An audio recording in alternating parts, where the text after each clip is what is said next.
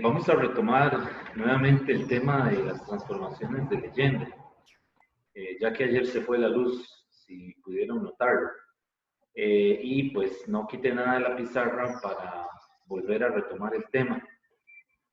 Habíamos dicho ayer que necesitábamos algún mecanismo que sea general para poder escribir una transformación de Legendre. Y lo primero era identificar cuántas transformaciones posibles eran. Y eso lo sabíamos con aquel resultado de para n variables teníamos 2 a la n menos 1 transformaciones de Legendre. Pues bien, dijimos que no todas las combinaciones posibles o al azar de las variables podían generar una transformación de Legendre, sino que eran algunas, ¿verdad? Que producieran o que tuvieran, mejor dicho, consistencia dimensional. De tal manera que habíamos comenzado a comentar este procedimiento que era cómo escribir las transformaciones, ¿verdad? Comenzando con T1, que estaba por aquí, la T2, ¿verdad? T enésima, ¿verdad? Para una variable, y luego para dos, T1,2, T1,3, y al final lo que hicimos fue que escribimos una forma general que sería de 1 hasta n variables. De 1 hasta n variables, que es función de la C1, C2, C3. Vean que los coeficientes van a aparecer, puesto que están en la transformación, ¿verdad? Siempre van a estar al final de la transformación. Y más bien lo que habíamos dicho es que la variable que no aparece aquí, perdón, es la que vamos a utilizar allá en la transformación. Por ejemplo, en este caso no está x2, pero vean que cuando pongo la transformación ya la coloco aquí. Y el y se refiere a esa función que procede de un diferencial exacto. Entonces, esa y dijimos que podía ser volumen, presión, energía interna, etc. Bueno, entonces, en general, llegamos a este caso, ¿verdad? Cuando tengo n variables, ¿verdad? En un problema en particular. Por lo general, se trabaja con 3 variables o 4. Es decir, no se van a utilizar tantas variables, ¿verdad? En un sistema termodinámico. Bueno, entonces, habíamos llegado a ese resultado y la transformación de Legendre pues involucra todas las funciones relacionadas con y, que contienen todos los coeficientes, ¿verdad? En lugar de los conjugados x, y, que esto es lo que estamos viendo aquí, ¿verdad? La variable que no está aquí aparece allá en la transformación propiamente. Bueno, entonces, cuando se conoce una función de transformación como esta, ¿verdad? Que las llamo con esa letra, en función de las n variables canónicas, entonces las n variables restantes de las que aparecen en la diferencial exacta original, es decir, tomando en cuenta los xi y los ci, pueden obtenerse directamente por diferenciación, ¿verdad? Es decir, aplicando el diferencial, ¿verdad? Y eso nos deja ver que las variables no se pueden escoger arbitrariamente, ¿verdad? No se pueden escoger al azar, sino que tiene que ser una combinación tal que, como dijimos, tenga consistencia dimensional. Y para eso está el procedimiento de la transformación de Legendre, ¿verdad? Entonces, vamos a ver ahora un ejemplo, que era el que tenía pensado hacer ayer.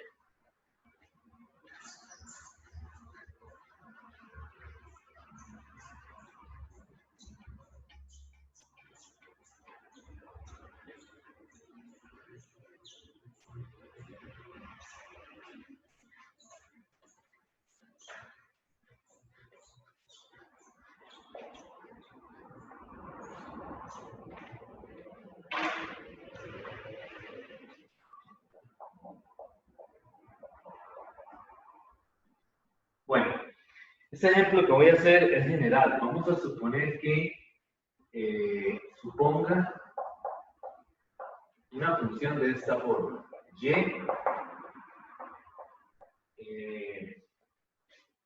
función de x1 x2, x3. De tal manera de que sabemos que es un diferencial exacto, entonces sacamos el diferencial, que sería entonces C1 por dx1 más C2 por dx2 más C3 por dx3. Ok, a esa ecuación yo le llamé 1. Entonces vamos ahora a escribir la transformación de Legendre. Esta transformación yo lo voy a llamar la 1 y va a depender de estas variables C1, X2, X3. Y de lo que vimos anteriormente, pues esa transformación va a ser Y menos C1 por X1. Ya que estoy poniendo la variable conjugada que no aparece en la secuencia de las variables canónicas. Ok, y esto, por simplicidad, lo vamos a llamar Z. Simplemente una función dada de Y y de X. Entonces, ahora lo que yo voy a hacer es que la puedo escribir así. Z es igual, simplemente vuelvo a copiar lo mismo. C1, X1, y a esa le llamo 2. Y ahora, pues Z es una función de C1, X2, X3. Sí es importante identificar o recordar cuáles son las variables canónicas que están en juego. Ok, entonces ahora lo que yo hago es que voy a sacar el dz. Y el dz con respecto a las variables canónicas va a ser entonces la derivada parcial de z con respecto a C1, ¿verdad? Y mantengo fijos X2 y X3 por DC1. Más la derivada parcial de Z con respecto a X2 y mantengo fijas las otras variables, que son C1 y X3. Multiplico por dx2 más la que me falta, que es la derivada parcial de z respecto a x3. Mantengo fijos las otras variables, que serían c1 y x2, y lo multiplico por dx3. Entonces ahí ya tengo el diferencial de z. Y ese diferencial de z ahora lo voy a combinar con este diferencial. Es decir, dz también yo lo puedo escribir como dy. Ya lo hemos hecho por ahí en los ejemplos que hemos dado anteriormente. Menos c1 de x1, ¿verdad?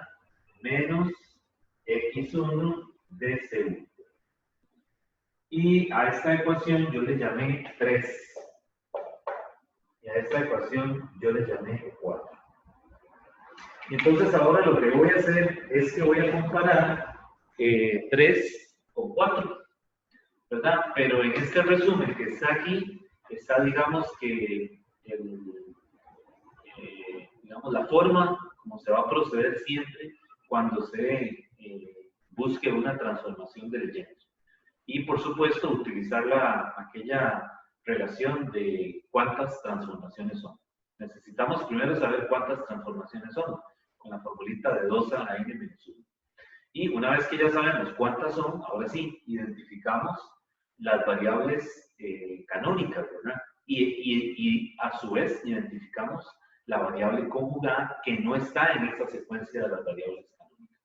Y ya con eso establecemos siempre un procedimiento similar a este y podemos encontrar la transformación de Legendre para una relación de propiedades fundamentales. Recuerden que la relación de las propiedades fundamentales es explícitamente el de Y, ¿verdad? Eso es lo que se llama la relación de las propiedades fundamentales. O sea, eso usted tiene que conocerlo, ¿verdad? Y saber, o bueno, reconocer que se trata de un diferencial exacto que cumple con el criterio de exactitud y proceder a realizar a desarrollar este esquema. Bueno, entonces ahora lo que hacemos es que las comparamos término a término. Y al compararlas término a término, las dos ecuaciones, ¿verdad? La 3 y la 4, pues entonces nos va a quedar una secuencia de 3 derivadas que son x1, que va a ser la derivada parcial de z con respecto a c1, manteniendo x2 y x3 constante, la del x, el C2, que sería la derivada parcial de z con respecto a x2 y mantengo C1 y x3 constante. Y la última es C3, que va a ser la derivada parcial de z respecto de x3, manteniendo C1 y x2 constante. Entonces vean que aquí esos coeficientes podrían ser constantes, ¿verdad? Y si son constantes, pues entonces vean que aquí se puede integrar para z, sería una posibilidad, ¿verdad? La otra es que esos coeficientes pueden ser variables macroscópicas, ¿verdad? O pueden ser funciones de estado, dependiendo de cómo esté relacionado, dependiendo de, es decir, dependiendo de la forma que tenga esa función, ¿verdad? Cómo dependa u o h o cualquier otra función de estado de las variables macroscópicas. Ahora, vean que también se puede invertir el proceso. Recuerden que una condición para la transformación de Legendre es que haya un mapeo biyectivo, es decir, que usted pueda despejar explícitamente una variable.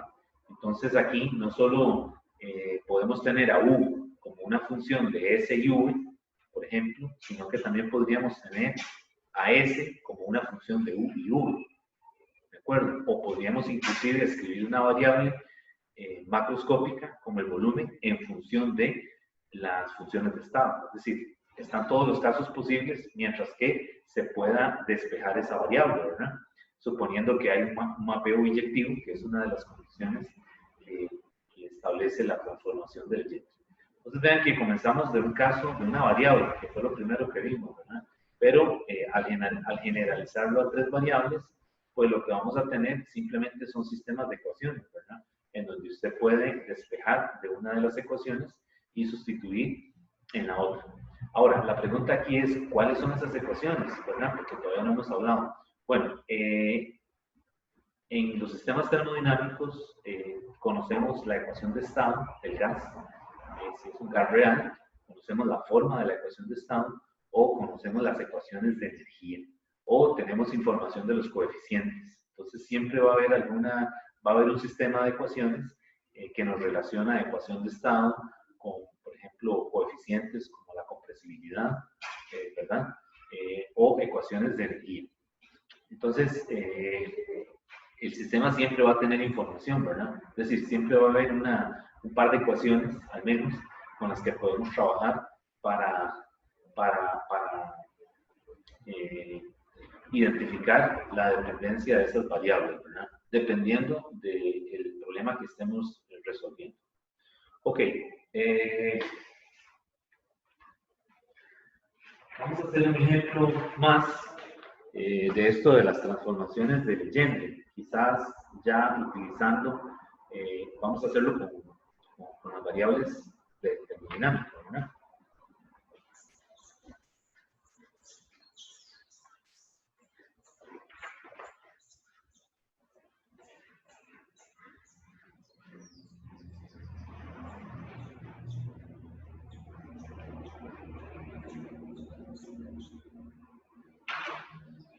Bueno, vamos a hacer un ejemplo más para un sistema cerrado. Sistema cerrado, PVT. Suponiendo que la U es una función de V y S. Entonces, para ese caso, ya la relación de propiedades fundamentales ya la hemos escrito varias veces, ¿verdad? Esa relación de propiedades fundamentales es el du es igual a menos p de v más p de s. Y entonces aquí podemos identificar los coeficientes y las variables conjugadas. El coeficiente C1 es la menos P. El coeficiente C2 es la P. Y las variables conjugadas son X1 es el volumen y X2 es la entropía. Entonces vean que aquí hay un caso concreto de la transformación de Legendre o de una transformación de Legendre que vamos a aplicar a este caso.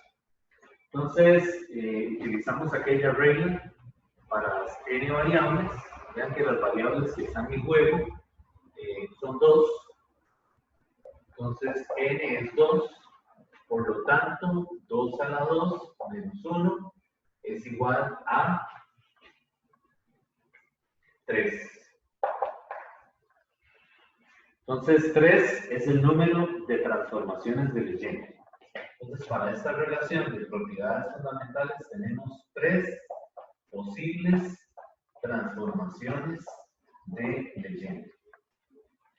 Entonces, ya aquí nos orienta, porque, es decir, ya sabemos que tenemos que escribir 3 funciones, 3 relaciones, que tengan esa forma y menos c por x1, ¿verdad? Por ejemplo, que es la forma lineal que conocemos de la transformación de Legendre. Bueno, entonces, estas funciones, vamos a ponerlas por aquí. Me voy a brincar algunos pasos.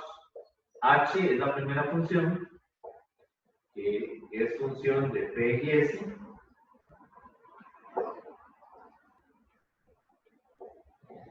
Y esa transformación es U más P por V. Estoy brincando en algunos pasitos. La idea es que ustedes, con la teoría que hemos visto, que puedan escribir cada una de estas. Entonces, la siguiente no le tenemos nombre. Yo le llamé A porque ya es conocida, ¿verdad? Esta no la hemos visto. Y esta es U menos T por S. Y por último está G, que es una función de P y T, que es U más P por V menos T por S. Ok, ya conocíamos la primera, la H, que es la definición de la entalpía, que ya dijimos que proviene de una transformación de Legendre. Es precisamente esa transformación. Ahora, la A y la G son nuevas. Es decir, ¿de dónde salieron la A y la G? Porque no hemos visto ninguna cantidad asociada con A y G. Bueno, esas cantidades las vamos a ver luego en el transcurso del semestre, ¿verdad? Son nuevas funciones de estado. Una de ellas la A se llama la energía libre y la G se llama la entalpía libre. Usted no necesita saber esto para hacer la transformación. Es decir, cuando usted haga este ejercicio, a la A le pudo haber llamado M, o a la G le pudo haber llamado con otra letra, ¿verdad? Q, por ejemplo. Porque usted no sabía, desde un principio, digamos, suponemos que no sabemos de la existencia de esas funciones de estado. Yo aquí les estoy poniendo el nombre o la simbología que se usa para ellas, ¿verdad? La A y la G. Porque más adelante, pues esa misma simbología la vamos a usar en el curso. De hecho, la A, el libro utiliza una F, y esto va a ser función de V y T. Y la G siempre va a ser, siempre usa la letra G. ¿De acuerdo? Entonces, en la transformación, si esto fuera un ejercicio, me hubieran dicho, bueno, halle las 3 posibles transformaciones de Legendre, H, A y G. Entonces ya ustedes saben que le están dando el nombre de esas 3 transformaciones. H, A y G. O H, F y G. Ahora, la dependencia, usted tiene que ser capaz de escribirla con lo que hemos visto de la teoría. Aquí yo me estoy brincando unos pasos, ¿verdad? Enseguida que identifico los coeficientes y las variables conjugadas y el número de transformaciones, lo que sigue es utilizar esa secuencia que les di ahora atrás, ¿verdad? Del T1, el T2, ¿verdad? para poder escribir estas tres relaciones que están aquí. Nuevamente, esto todavía no se ha visto en el curso, es decir, esto vamos camino a verlo cuando lleguemos a los potenciales termodinámicos, pero más adelante van a aparecer y la idea es que ya usted desde ahora se dé cuenta de que este tipo de relaciones lineales proceden de una transformación de leyenda. A la A le llaman la energía libre.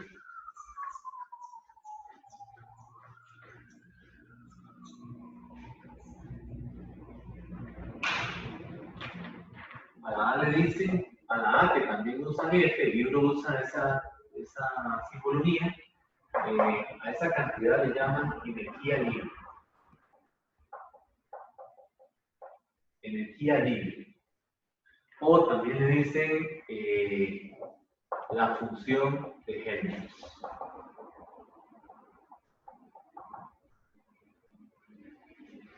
Y a la G le llaman la entalpía libre. Entalpía libre, o también le dicen la función de Gibbs. Y pues podemos encontrar la relación entre esos coeficientes, o en este caso entre esas variables termodinámicas y sus respectivas derivadas parciales. Por ejemplo,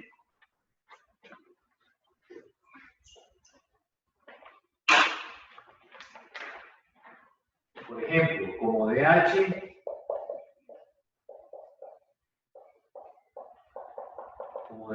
es DDS más V de P, ¿verdad? Que también es una relación de propiedades fundamentales.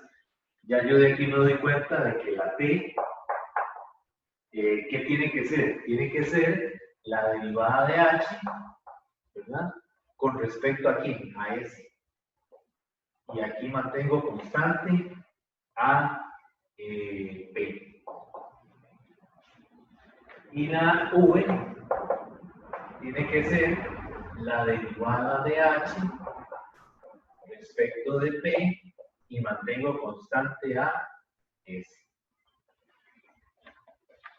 Entonces vean que la transformación de Legendre no solo nos da la forma de la función como tal, ¿verdad? Sino que también nos permite luego identificar o vincular las variables con las derivadas, ¿verdad? Recuerden que anteriormente yo había escrito el z y luego hice el dz y comparé aquellas ecuaciones que llamé 3 y 4. Pues aquí estoy haciendo lo mismo. Una vez que tengo la transformación de Legendre, lo que hago es que comparo ambos diferenciales. Y entonces ahí me va a aparecer una conexión entre estas variables y sus derivadas. Pero eso no es complicado hacerlo, porque enseguida que usted ve la forma del diferencial, se da cuenta que aquí esto tiene que estar relacionado con DH, porque DH tiene que estar arriba, cuando usted hace el diferencial, DH de P, DH de S, porque el DS está aquí. Y en el caso del V, tiene que ser DH con respecto a quién, con respecto a P. ¿Por qué? Porque aquí está el diferencial de dP. Y recuerden que cuando escribimos los diferenciales, siempre es el diferencial de la función, ¿verdad? Que se supone que es exacto, con respecto a la variable. Entonces, con respecto a lo que usted diferencia o deriva en este caso, lo multiplica por su respectivo diferencial. Entonces, no hay forma de perderse, ¿verdad? Una regla mnemotécnica, una forma de recordarlo es así. Usted deriva con respecto a la variable y por esa misma variable multiplica por el diferencial.